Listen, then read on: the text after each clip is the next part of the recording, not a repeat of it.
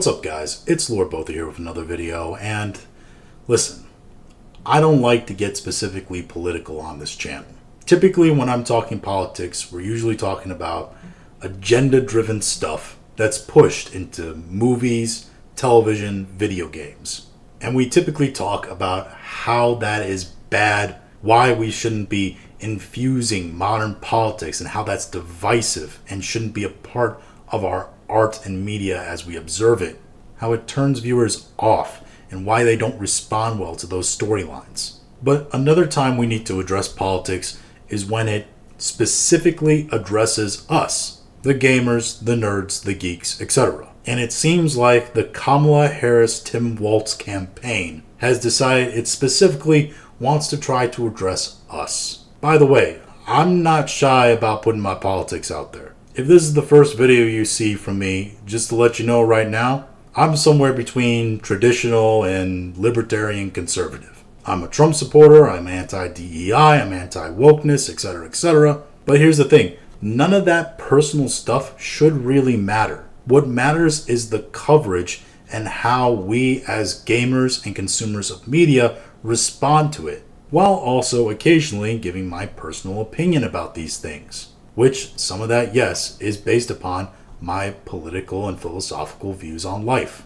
And I could go on about those political and philosophical views on life, but I could be here for about 10 hours, but no one wants to sit here and watch me cut a political version of a Mauler or Little Platoon video. However, Mauler and Little Platoon are great at what they do in terms of covering art in movies and television, and you should go check them out. With that said, it came out today, and this is posted by IGN, that the Harris campaign's Fortnite Map, Freedom Town, USA, is themed around some of Kamala Harris's campaign pledges like tax breaks for small businesses and affordable housing in a bid to reach gamers and young voters. Now, the obvious response here, and it was put in the comments, was a Fortnite map. So, Kamala is trying to appeal to 12-year-olds? Which, yes, is funny and also kind of true in that a lot of kids play Fortnite. It tends to skew more towards younger audiences. So really, how many voters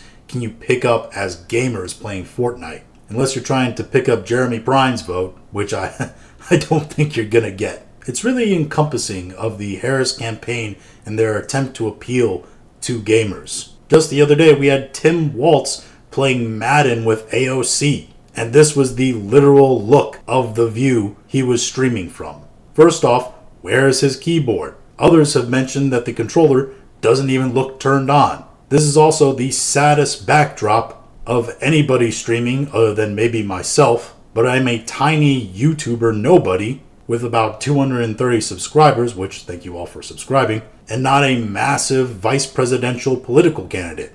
And this is all the decoration they could muster. Also, I like the very strategically placed Diet Mountain Dew bottle. Yes, we're really appealing to the gamers. Gamers like Mountain Dew, right? And we can see the obvious response here. The quartering, this is what desperation looks like.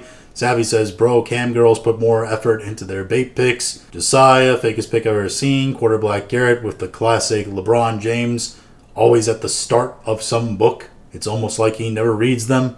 Ah, yes, the classic, how do you do, fellow kids? This is a good one from Colin Rugg. Wow, very cool, coach. All the young men will vote for Kamala Harris now. This also comes to us on the back of Bernie Sanders apparently doing a live stream interview with Pokimane, Valkyrie, and some VTuber Catboy, who then has to explain what VTubers are to Bernie Sanders. The whole interaction is very weird, and you could definitely tell on Pokimane and Valkyrie's face at times that they definitely realized they made a mistake doing this. Again, as part of the Harris-Walz campaign, using Bernie Sanders there, to try to drum out the vote of gamers for Kamala Harris and Tim Walz. Because young men, who they're polling very poorly with, right, play a lot of video games, right? The problem is they have absolutely no idea how to reach young men, especially young straight men,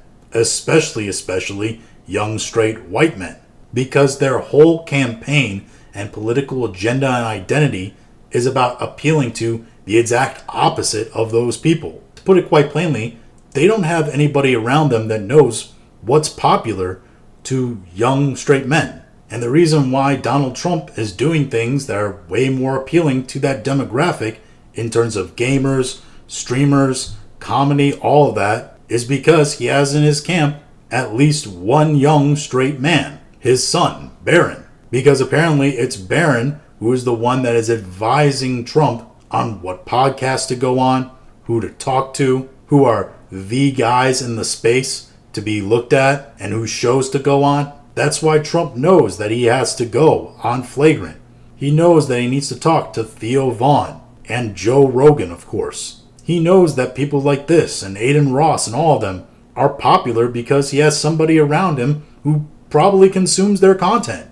And when Trump goes on those shows, he does what, well, he does, which is he makes the people around him like him. It's an out-of-dateness problem. Essentially, the Democrats don't understand modern culture. They're running a campaign like it's still the 1990s. And they're desperately now at the end trying to catch up by doing the same thing that Trump is doing, going on streaming shows, doing gaming, all of that, to try to appeal to a younger demographic. Because the youth vote has always been something that the Democrats have had pretty strong lock on. But now they're seeing that some of that youth vote is starting to stratify. And gamers, who are the majority straight males, are finding themselves more and more aligned with Trump and the Republican Party. And again, that's a terrifying prospect for a party who's essentially owned the culture war for nearly 2 decades at least, now realizing that the other party might be getting a leg up in the culture war. Because it's not just Trump that's going around doing these streams and talking to these streamers, getting interviews, etc. I mean, J.D. Vance has also gotten in on this. Vivek Ramaswamy is no stranger to the idea of doing podcasts and streams himself. This is a guy who came on to Friday Night Tights for a few minutes as well. Because authenticity is the currency of the future. It's why games with woke agenda politics that have it woven into the story aren't doing very well. Besides just the bad mechanics and releasing as a broken, buggy mess when they come out, that agenda, politics, and storyline woven throughout the game, it turns people off, not just because it's more politics and we don't want to see politics in our game, etc., etc. Games have been political before. The problem with this is that it feels inauthentic. It feels synthetic, like it's forced, shoehorned into the game, into the moment, into the TV show, into the movie. And people like authenticity, and it doesn't feel authentic to do that. Live streams are as authentic as you get. It's literally live television of a sort, but brought to you via somebody's room on the internet. And when somebody like Trump goes on a live stream and he's still his authentic self, people can feel that. It resonates. That's why they like it. He's being authentic to an audience that appreciates authenticity. When Kamala or any of her camp do it, she comes off just the way she comes off on television. Fake, inauthentic. And it doesn't really come over as well. You don't see Trump on live stream trying to do actual gaming streams because it's not something he cares about or really probably has any understanding of. I mean, this is a guy who basically admitted that his entire cryptocurrency policy was drawn up by Vivek Ramaswamy because he quite honestly didn't know what it was or how it functioned. But when you see Tim Waltz playing on a gaming stream, or you see the Harris campaign making a Fortnite map, you know that Kamala Harris and Tim Waltz don't actually care about any of that stuff. And when you see them acting like they care about that stuff when you know they don't, it makes you feel like they're acting about caring about you. And that's why you're turned off when you see stuff. And that's why a lot of people are turned off when they see stuff like that. Because they make those connections in an instant. It's pandering is what it is. And if there's anything the past decade of gaming development has proven, it's that pandering is not popular. It doesn't work, it doesn't sell games, and quite honestly, it's killed a lot of studios. And I think pandering to gamers like this, pandering to people who watch streaming content without obviously being actually interested in any of it at all, will also be partly responsible for sinking the Kamala Harris-Tim Walz campaign. But those are just my thoughts on all this. If you have your own thoughts, go ahead and leave them in the comments. If you like this video, go ahead and like, share, and subscribe. If you didn't like this video, appreciate you watching all of it. And we'll talk to you again later.